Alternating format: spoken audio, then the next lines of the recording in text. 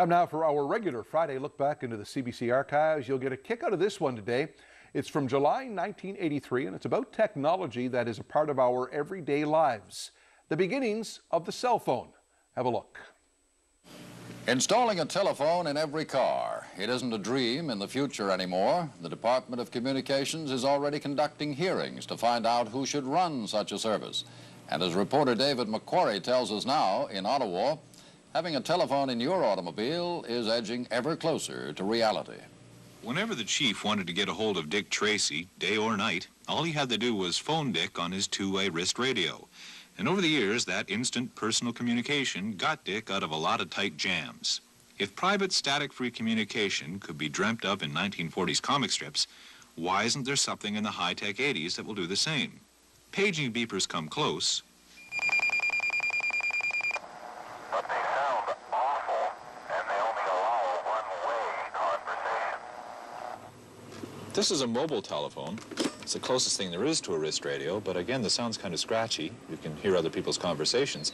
And because there are so few channels, it's often busy. The cellular radio telephone doesn't fit on your wrist, though someday it might, but it comes close to the comic strip fantasy. One estimate says if the radios were available tomorrow, 6,000 motorists in Ottawa would buy them. Why are they called cellular? This is how they'll work. If you're driving in Ottawa, an antenna will pick up your broadcast phone signal and feed it into the system. But say you want to drive to Toronto. On your way, other antenna along the route would pick up your signal and feed it into the overall system. As long as you're within those antennas' range or within those cells, the cellular radio telephone connects you with the world. In 1987, a special satellite will be able to pick up your signal wherever you are. The government has received 114 applications from companies eager to provide this service. Some of them are international companies, some are small, like Bodo von Hampelen's, the Ottawa firm. The big companies say the little operators will fracture the service into unmanageable pieces. Hampelen says it's the little guy who'll deliver the most efficient service. You have an organization that totally and thoroughly knows the local market versus a branch office operation. These might be available in a year, but can you afford it?